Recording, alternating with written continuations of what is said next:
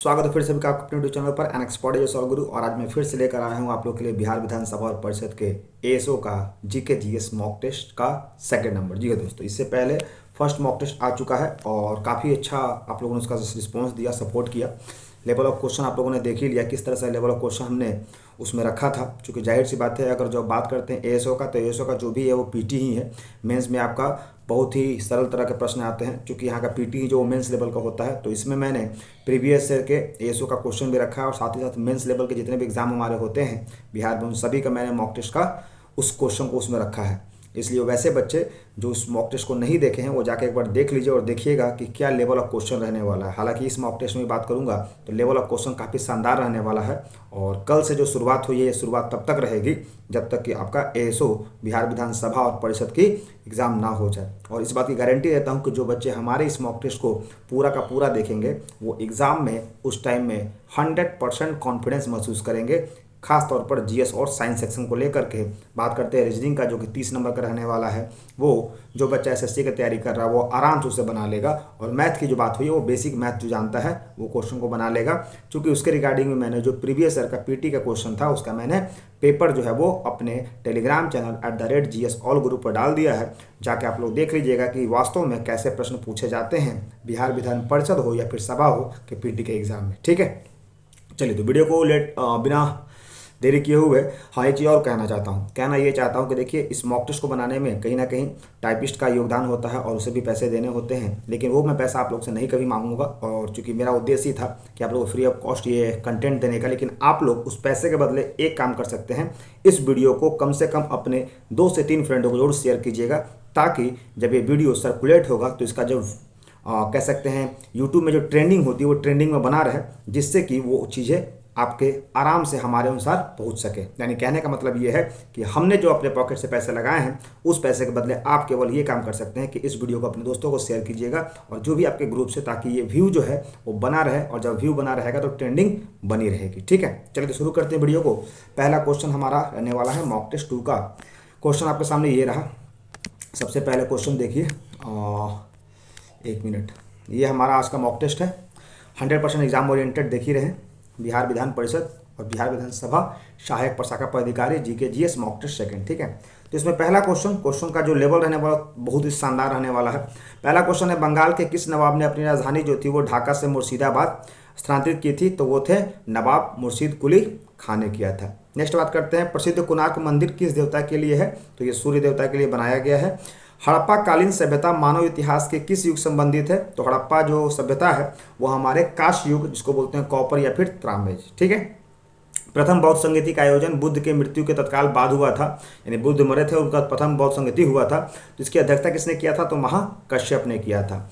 मिलिंद पनाहो जो मुख्य रूप से जो कह सकते हैं कि पात्र हैं वो कौन है? तो नागसेन एवं मिनांडर जो है वो मिलिंद पनाह के पात्र हैं, जिनका जिक्र उसमें किया गया है। ठीक, किसका किया गया है? तो उसका जिक्र किया गया है नागसेन और मिनांडर का, मिलिंद पनाहो में। ठीक, नेक्स्ट बात करते हैं, पल्लव या फिर चोल जो जिन्होंने मंदिर बनाई थी वो किस शैली में बनाया गया था? तो याद रखिएगा, पल्लव और चोल, पल्लव वंश और चोल वंश ने जो मंदिर बनाई थी उसका शैली था द्रविड़ शैली। ये बहुत बार एग्जाम में आया है, जो कि साउथ का सबसे इंपॉर्टेंट शैली माना जाता है पल्लव और चोल वंश का। नेक्स्ट बात करते हैं, कल्याणी के चालुक्यों में सर्वाधिक प्रबल शत्रु कौन थे? यानी जो कल्याणी के जो चालुक्य थे उनके सबसे बड़े शत्रु जो थे वो तंजावुर के चोल थे। वही चोल जिन्होंने मंदिर जो बनाई थी वो द्रविड़ शैली में बनाई थी। ठीक है, वो कौन सुल्तान था जो स्वयं को नायब खुदाई, ईश्वर का प्रतिनिधि कहता था? तो वही बलबन था, जिसने अपनी पुत्री का विवाह राजा से किया था और बाद में खुद एक राजा बन गया था। इसने ही कहा था कि भगवान जो सुल्तान जो होते हैं वो ईश्वर का रूप होते हैं, उनकी बातों को मानना चाहिए। इसने ही सजदा और पैबोस जैसे चीज़ों को लागू किया था। ठीक है, नेक्स्ट, रजमनामा के नाम से किस संस्कृत ग्रंथ का अनुवाद किया गया था? तो हमारे महाभारत को जब फारसी में अनुवाद किया गया था तो महाभारत का जगह उसका नाम रख दिया गया था रजमनामा, जो कि मॉक टेस्ट में आपको अक्सर देखने को मिलता होगा मेंस लेवल का। ठीक है, नेक्स्ट क्वेश्चन बात करते हैं। आप लोग कमेंट में बताइए कि आपको अभी ये लेवल ऑफ क्वेश्चन कैसा लग रहा है, और वीडियो को पूरा लास्ट तक देखिएगा। और लास्ट तक देखने के बाद इस वीडियो को जरूर अपने दोस्तों को भी शेयर कीजिएगा। ठीक है, नेक्स्ट बात करते हैं, ईरान की सीमा के समीप स्थित हड़प्पा कालीन प्रमुख स्थल का नाम क्या है? तो ईरान के समय, ईरान की जो सीमा है वहाँ तक हड़प्पा सभ्यता की जो आखिरी पॉइंट है उसका नाम है सुक्ता गेंडोर। ठीक है, नेक्स्ट बात करते हैं, नवीनतम हड़प्पा कालीन स्थल जो धौलावीरा है वो किस राज्य में है? तो धौलावीरा सभी को पता होगा, गुजरात। नेक्स्ट, किस जैन तीर्थकर को भगवान कृष्ण का निकट संबंधी माना जाता है? यानी निकट संबंधी का मतलब होता है उनके नियरेस्ट माना जाता है, तो वो जैन का नाम था नेमिनाथ, ये नाम सुना होगा, या फिर इनका दूसरा जो नाम है अरिष्ट नेमि के नाम से इन्हें जाना जाता है। नेक्स्ट बात करते हैं क्वेश्चन, मौर्य समाज में सीता अध्यक्ष किस विभाग का अध्यक्ष होता था? तो सीता अध्यक्ष जो बात करते हैं तो सीता एक कर होता था जो भूमि पली जाती थी, और उसके अध्यक्ष को बोलते थे सीता अध्यक्ष, जो कि कृषि विभाग का मुख्य रूप से था।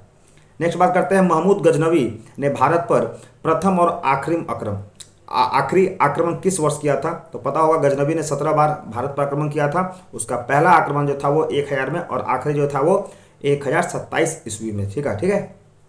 नेक्स्ट बात करते हैं, राष्ट्रकूट किस राजवंश का उत्तराधिकारी राजवंश था? तो राष्ट्रकूट की अगर बात करते हैं तो यह वाक्टक राजवंश का उत्तराधिकारी था राष्ट्रकूट। नेक्स्ट बात करते हैं, मीर कासिम ने अपनी राजधानी मुर्शिदाबाद से कहाँ स्थापित किया था? तो मीर कासिम ने हमारे बिहार में मुंगेर में स्थापित किया था अपनी राजधानी मुर्शिदाबाद से। ठीक है। नेक्स्ट बात करते हैं, चोल शासक किस मत के संरक्षक थे? तो जो चोल थे, जो अभी हमने जस्ट देखा था कि चोल वंश जो थे वो मुख्य रूप से हमारे द्रविड़ शैली पर मंदिरों को बनवाते थे, तो वो किस मत के संरक्षक थे? तो वो शिव जी को मानते थे, यानी शैव मत। ठीक है। नेक्स्ट, चित्तौड़ अभियान के दौरान एक फारसी इतिहासकार को अलाउद्दीन खिलजी ने अपने साथ लेकर गए थे। वो फारसी इतिहास कौन था? तो अमीर खुसरो। और अमीर खुसरो ने ही 7 सुल्तानों का कार्यकाल देखा था, और अमीर खुसरो ने ही मुख्य रूप से भारत में दो नए यंत्रों का कह सकते हैं आविष्कार किया था। ठीक है। नेक्स्ट बात करते हैं, हड़प्पा संस्कृति में घोड़े की अस्थियां किस स्थल से प्राप्त होती हैं? तो हड़प्पा, ये क्वेश्चन बहुत बार मेंस में आया है। तो घोड़े की जो अस्थियां हैं वो पाई जाती हैं सुरकोटका। नेक्स्ट बात करते हैं, संगम युग में रचित, संगम जो युग था, जो साउथ में एक छोटा सा युग था संगम युग, उसमें एक रचित की गई, उसमें एक ग्रंथ बनाया गया था। उस ग्रंथ का नाम था तौलक्कापियम। तो उस तौलक्कापियम में किस चीज़ों का जिक्र किया गया था? तो वो बेसिकली जो था वो हमारा तमिल व्याकरण, जिस तरह से हमारा अष्टध्यायी, या फिर आप लोग देखते हो कि हमारा जो हिंदी व्याकरण जो है पाणिनि जिन्होंने रचना किया था, उस तरह से तमिल में जो तौलक्कापियम था वो मुख्य रूप से तमिल व्याकरण का जिक्र करता है संगम युग में। ठीक है। नेक्स्ट बात करते हैं, जूनागढ़, जो कि मुख्य रूप से आप लोग देखे होंगे कि जूनागढ़ में एक सुदर्शन झील का निर्माण करवाया गया था। वो किसने करवाया था? तो चंद्रगुप्त मौर्य ने करवाया था जूनागढ़ में। ठीक है। नेक्स्ट बात करते हैं, मिस्र के जो राजा थे जिनका नाम था टॉलमी, उन्होंने एक डायनोसियस नाम का एक एम्बेसडर भारत में भेजा था। तो किसके पास भेजा था? तो वो थे बिंदुसार के दरबार में, यानी बिंदुसार के कार्यकाल में। नेक्स्ट बात करते हैं, अभिलेखों में देव नाम प्रिय, अगर हम अभिलेख देखते हैं तो उसमें 2 नाम मिलते हैं। एक तो मिलता है देव नाम प्रिय और दूसरा मिलता है प्रियदर्शी। ये दोनों शब्द किस राजा के लिए इस्तेमाल किए गए थे? तो वो अशोक के लिए इस्तेमाल किए गए थे। नेक्स्ट क्वेश्चन की बात करते हैं, किस बौद्ध भिक्षु के प्रभाव से अशोक का धर्म परिवर्तन हुआ था? जैसा कि पता होगा कि अशोक ने मुख्य रूप से 261 BC के बाद जब कलिंग का युद्ध किए थे, तो उसके बाद उनका धर्म परिवर्तन हो गया, हृदय परिवर्तन हो गया था, और फाइनली उन्होंने उपगुप्त की सहायता से अपने धर्म को भी परिवर्तन कर लिया था। इन्होंने बौद्ध धर्म के लिए बहुत ही अच्छा काम किया था, श्रीलंका तक इसका प्रचार प्रसार किया था। और 13वें अभिलेख, इनका जो 13वां अभिलेख था, उसमें इन्होंने अपने युद्ध के बारे में, कलिंग युद्ध के बारे में जिक्र किया था कि किस तरह से उस युद्ध में इतने लोगों की मृत्यु हुई, तो मेरा जो फाइनली जो हृदय परिवर्तन हुआ। नेक्स्ट क्वेश्चन की बात करते हैं, इस्लामी स्थापत्य कला का सर्वाधिक बहुमूल्य रत्न समझने जाने वाला अलाइ दरवाजा का निर्माण किसने करवाया था? कल ये क्वेश्चन मॉक टेस्ट में देखने को मिला था कि अलाइ दरवाजा जो है मुख्य रूप से कुवैतुल इस्लाम मस्जिद, जो भारत की पहली मुसलमान की जो द्वारा स्थापित मस्जिद थी, उसका मुख्य रूप से एंट्री गेट है। तो कुवैतुल इस्लाम मस्जिद के आगे जो अलाइ दरवाजा है उसको बनाया था अलाउद्दीन खिलजी ने। ठीक है।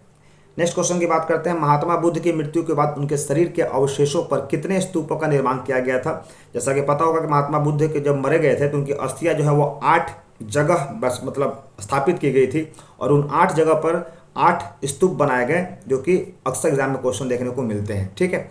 नेक्स्ट, और हालांकि उनका वो इच्छा भी वही था कि मेरे मरने के बाद मेरी अस्थियों की जगह पर स्तूप बनाए जाए, उन्हीं के अनुसार ये बनाया गया था। गुप्त उत्तर काल में राजा द्वारा प्रदत्त भूमि अनुदान को आज्ञा पत्र कहलाते थे। तो जब गुप्त काल होता था या गुप्त उत्तर काल में, तो राजा जो भूमि देते थे उसको हम लोग शासन पत्र कहते थे, यानी राजा के द्वारा जो दी गई भूमि थी उसमें जो आज्ञा पत्र होता था उसको हम लोग शासन पत्र के नाम से जानते थे। नेक्स्ट अगर बात करते हैं, किस इमारत को ताजमहल के फूहड़ नकल कहा जाता है? तो याद रखिएगा, ताजमहल से 3 क्वेश्चन आते हैं। एक, ताजमहल किसके प्रोटोटाइप है? तो हुमायूं का मकबरा का प्रोटोटाइप है ताजमहल।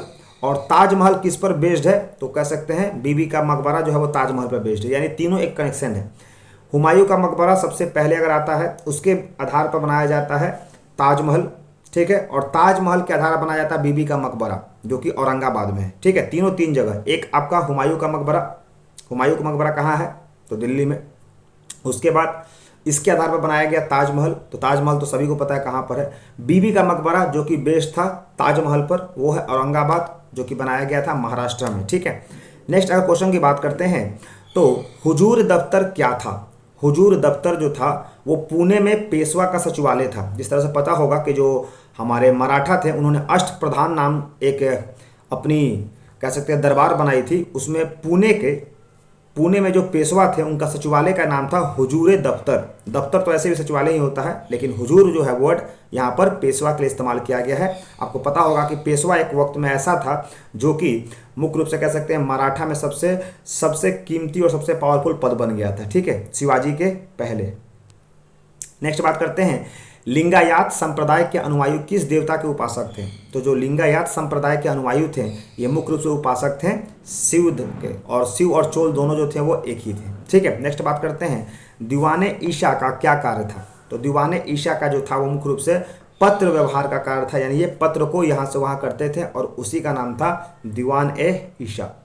नेक्स्ट बात करते हैं, दिल्ली सल्तनत का वो कौन सा सुल्तान था जिसने अकाल संहिता तैयार की थी। तो दिल्ली सल्तनत में पता होगा कि एक समय बहुत ज़्यादा अकाल आया था, बहुत सारे लोग मरे गए थे भूख से। तो उस समय जो सबसे पढ़ा लिखा वहाँ का शासक था मोहम्मद बिन तुगलक, उसने नहीं बनाया था कि अकाल के समय में गरीबों को क्या क्या देनी है और किस तरह का टैक्स उसे नहीं देना है, ठीक है। मोहम्मद बिन तुगलक का बचपन का नाम था जौना खां, जिसके नाम पर इसके भाई ने फिरोज शाह तुगलक ने जौनपुर शहर बनाया था, जिसे हम लोग भारत का सर के नाम से जानते हैं, ठीक है। नेक्स्ट बात करते हैं क्वेश्चन नंबर, लोहगढ़ का किला किसने बनवाया था। तो लोहगढ़ का किला, ये क्वेश्चन आप नहीं देखे होंगे, आई एम डैम श्योर। तो लोहगढ़ का किला बनवाया था गुरु गोविंद सिंह ने, सिखों के 10वें गुरु ने। नेक्स्ट बात करते हैं, कश्मीर में एक मंदिर है जिसका नाम है मार्तंड मंदिर, उसके संस्थापक कौन थे या फिर उसको बनाया किसने था। तो उसको बनाया था ललिता आदित्य ने, यानी ललितादित्य मुक्तपीड़ ने, ठीक है। ऐसे ही क्वेश्चन आपको एग्जाम में देखने को मिलेंगे, काफ़ी ये A1 लेवल के मेंस का क्वेश्चन है। आमतौर पर लोग पीटी तो निकाल लेते हैं, लेकिन कॉन्फिडेंस उनका ये हो जाता है कि यार पीटी निकल गया तो मेंस भी निकल जाएगा, ऐसा नहीं है। जीएस का लेवल जो है वो बहुत अलग टाइप पर देखने को मिलता है मेंस में। जो बच्चे मेंस में बैठे होंगे उन्हें पता होगा कि जीएस का वहाँ पर क्या लेवल देखने को मिलता है, और यही लेवल आपको वहाँ पर देखने को मिलेगा, चाहे वो सभा हो या परिषद उसके एसओ के एग्जाम में, ठीक है। नेक्स्ट बात करते हैं, ऋग्वेद में किस अपराध के लिए सबसे अधिक उल्लेख किया गया, यानी सबसे ज़्यादा उल्लेख जिस अपराध के बारे में किया गया उसका नाम है पशु चोरी, चूंकि उस समय लोग सबसे ज़्यादा पशु चोरी करते थे। उत्तर वैदिक काल में शासन व्यवस्था का सामान्य रूप क्या था। तो राजतंत्र पता ही होगा, एक राजा बाकी सब सारे प्रजा। मौर्य वंश का कौन सा शासक जो था वो अपने बुढ़ापे में जैन जो संत थे जिनका नाम था भद्रबाहु, उनके साथ जो है वो दक्षिण भारत निकल गया था, चंद्रगुप्त मौर्य थे। उसके बाद गुप्त उत्तरकालीन भूमि व्यवस्था के विरोध अथवा विरोध स्वरूप किस धार्मिक संप्रदाय का उदय हुआ था। तो भूमि विरोध पर खड़ा होने वाला जो संप्रदाय था उसका नाम था लिंगायत। वही लिंगायत है जो शिव धर्म को मानता है, यानी शिव को मानता है। मनु एवं याज्ञवल्क्य स्मृति में स्त्रियों को किसके समतुल्य माना गया है। तो मनु में जो मनु पुस्तक थी उसमें स्त्रियों को शूद्रों के समतुल्य माना गया है, यानी स्त्री जो है वो शूद्र के समान होती है, वहां पर माना गया है मनु में, ठीक है। नेक्स्ट बात करते हैं, लॉर्ड डलहौजी ने एक परंपरा शुरू किया था लोगों की संपत्ति को हड़पने का, जिसका नाम था डॉक्ट्रिन ऑफ लैप्स, या हिंदी में कह सकते हैं अपहरण की नीति। ये सबसे पहले कहाँ पर लाया गया था। तो मध्य प्रदेश में एक जगह है जिसका नाम है सतारा, सबसे पहले वहीं पर इसे लागू किया गया था। ये भी क्वेश्चन आपको मेंस में देखने को मिलते हैं। नेक्स्ट बात करते हैं, भारत के स्थानीय स्वशासन का प्रारंभ किसने किया था। तो लोकल सेल्फ गवर्नमेंट की शुरुआत जो करने वाले थे वो लॉर्ड रिपन थे, और इसी के आधार पर भारत में पंचायती राज व्यवस्था भी देखने को मिलती है। नेक्स्ट बात करते हैं, मध्यकालीन इतिहास का सर्वाधिक विवादास्पद शासक किसे माना जाता है। तो मेडिवल हिस्ट्री का सबसे जो ज़्यादा कह सकते हैं विवाद वाला जो शासक माना जाता है वो मोहम्मद बिन तुगलक माना जाता है। हालांकि ये बंदा था बहुत पढ़ा लिखा, लेकिन पढ़ा लिखा होने के बावजूद जो था इसके डिसीजन उस लेवल तक नहीं होते थे जो लोग समझ पाएँ, यानी ये करना कुछ और चाहता था और हो जाता था कुछ और। 2 बार तो इसने अपनी राजधानी बदली, उसके बाद जो इसने करेंसी को चालू किया वो करेंसी लोग घर घर छापने लगे। तो फाइनली जब ये मरा था तो उसके मरने के बाद बहुत सारे इतिहासकारों ने कहा था कि राजा को प्रजा से और प्रजा को राजा से फाइनली मुक्ति मिल ही गया। हालांकि इसका भाई जो था फिरोज शाह तुगलक, नो डाउट वो अपने बड़े भाई से काफ़ी अलग जाकर काम किया और कृषि में एक नया बहुत पैमाने पर आगे बढ़ाया। सबसे ज़्यादा दास इसने ही रखा और सबसे ज़्यादा कह सकते हैं सिंचाई की व्यवस्था इसने ही किया था। नेक्स्ट बात करते हैं, मौर्य सम्राट अशोक के शासनकाल में प्रांतों की संख्या 5 थी। जैसा कि पता होगा, जब अशोक अपने शासनकाल में था तो उसमें इसके पूरे प्रदेश जो थे वो 5 प्रांत में बटे हुए थे। तो उसी के तहत कह रहा है तक्षशिला प्रांत की राजधानी क्या थी। तो उस समय जो तक्षशिला थी, जहाँ से मुख्य रूप से सभी राजा का बेटा पढ़ते थे, तक्षशिला में ही सभी लोग दीक्षांत होते थे, तो उस समय उसकी जो राजधानी थी वो थी उत्तरापथ। क्या नाम था? उत्तरापथ। अभी तक आपको केवल तक्षशिला पता था। तक्षशिला प्रांत की राजधानी आप लोग फर्स्ट टाइम लाइफ में देख रहे होंगे। अगर देख रहे होंगे तो बिल्कुल यस बोलिएगा, यस सर। इससे पहले हमने कभी किसी किताब में इस चीज़ का जिक्र नहीं किया था। आमतौर पर ऐसे पॉइंट आपको किसी भी नॉर्मल बुक में नहीं देखने को मिलेंगे। ये हिस्ट्री के जो डिटेल बुक होते हैं, चाहे वो मेडिवल का हो या मॉडर्न का, उसी में आपको देखने को मिलेंगे कि तक्षशिला जैसे प्रांत की भी राजधानी आपसे पूछ सकता है तो वही पूछेगा और वही बच्चा आंसर दे पाएगा जो डेप्थ में पढ़ा है और जो कि आपको भी दिया जा रहा है। यानी तक्षशिला की राजधानी जो है वो उत्तरापथ में है। ठीक है, नेक्स्ट बात करते हैं, अजंता की कौन सी गुफा जो है वो सबसे ज़्यादा प्राचीन है, सबसे पुरानी है, जिसमें 16 बौद्ध भिक्षु को स्तूप के आगे बढ़ते हुए चित्र किया गया है। तो गुफा नंबर 9 में सबसे प्राचीन मानी जाती है, जिसमें 16 बौद्ध के बारे में बताया गया है। गुप्त प्रशासन में गज सेना का अध्यक्ष किसे कहा जाता था? जो हाथी को लीड करता था उसको बोलते थे महापीलुपति। महापीलुपति। नेक्स्ट, वराह मिहिर द्वारा रचित बृहत संहिता के में चालुक्य वंश को किस जाति का माना गया है? तो चालुक्य जो वंश जो थे इनको माना गया है शुलिक जाति का। और किस संहिता में? तो बृहत संहिता। और किसके द्वारा लिखा गया? तो वराह मिहिर के द्वारा। ठीक है, नेक्स्ट, राष्ट्रकूट राजवंश के चोल लेखों में किस राजा को सुगम वर्तक अर्थात करों को हटाने वाला कहा गया था? तो ये था कुलोक प्रथम। नेक्स्ट बात करते हैं, गुलाम वंश का शासक अलाउद्दीन मसूद शाह किस परिवार से संबंधित था? तो याद रखिएगा, गुलाम वंश में शासक जो था अलाउद्दीन मसूद शाह, ये इल्तुतमिश के परिवार से संबंधित था। नेक्स्ट बात करते हैं, सल्तनत काल में विद्वानों एवं धार्मिक लोगों को प्रदान की जाने वाली आर्थिक सहायता को क्या कहलाती थी?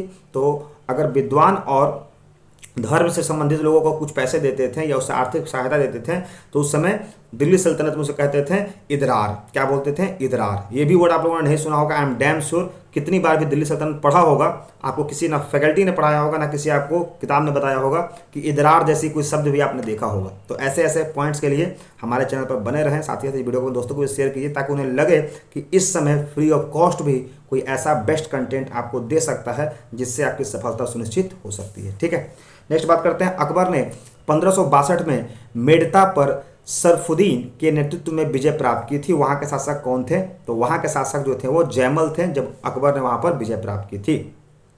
एंग्लो इंडियन हिंदू एसोसिएशन की स्थापना किसने किया था? तो एंग्लो इंडियन यानी अंग्रेज के द्वारा स्थापित, तो उसका नाम था हेनरी विनियन डेरोजियो। नेक्स्ट बात करते हैं, ईस्ट इंडिया कंपनी को बंगाल और बिहार की दीवानी मुगल सम्राट ने प्रदान किया था। तो उस समय थे शाह आलम द्वितीय, जो कि इनसे हार गए थे बैटल ऑफ किसमें? बक्सर में। तो हारने के बाद इनके पास कुछ बचा ही नहीं था, तो इन्होंने जबरदस्ती यानी ना चाहते हुए भी बंगाल और बिहार की उड़ीसा की दीवानी जो है वो अंग्रेजों को सौंपी थी 1765 में। नेक्स्ट बात करते हैं, ऋग्वेद में एक शब्द है जिसका नाम है दस्यु।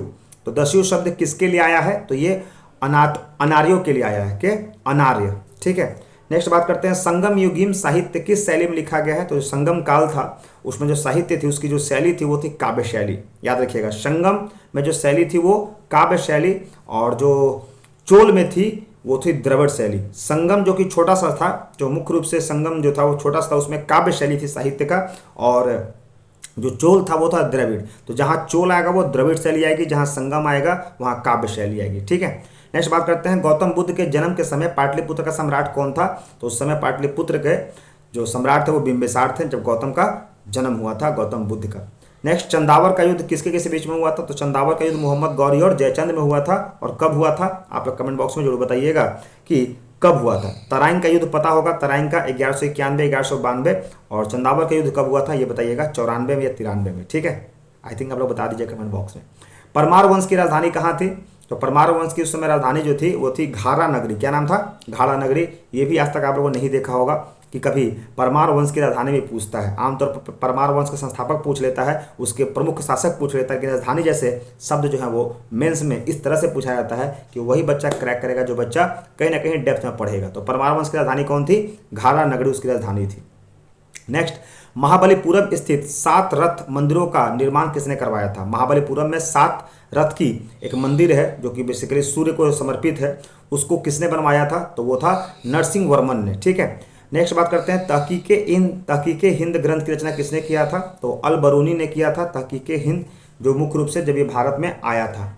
नेक्स्ट बात करते हैं दीवाने कोही की स्थापना किस सुल्तान ने किया था? तो दीवाने कोही की स्थापना मोहम्मद तुगलक ने किया था। ठीक है, ये भी क्वेश्चन हमारे आता है। मुख्य रूप से मोहम्मद तुगलक जो था वो कृषि के लिए था। ठीक है, नेक्स्ट बात करते हैं जफरनामा के नाम से इतिहास में क्या विख्यात हुआ था? तो जफरनामा के नाम से औरंगजेब को जो मुख्य रूप से लिखा गया था गुरु गोविंद सिंह का पत्र, यानी औरंगजेब को लिखा गया गुरु गोविंद सिंह का पत्र, यानी जब गुरु गोविंद सिंह ने औरंगजेब को पत्र लिखा था उस पत्र का नाम था जफरनामा। ये वर्ड भी आप लोगों ने शायद ही रेयर सुना होगा कि जफरनामा जैसे शब्द आप लोग को इतिहास में देखने को मिला होगा। तो जफरनामा जब गुरु गोविंद सिंह जो सिखों के 10वें गुरु थे, उन्होंने जब औरंगजेब को लिखा था पत्र, उसका नाम था जफरनामा। ठीक है, और आज का आखिरी प्रश्न यही खत्म करते हैं।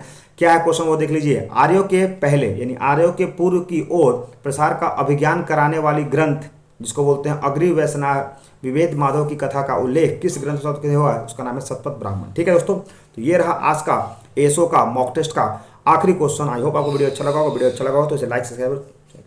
Thank you.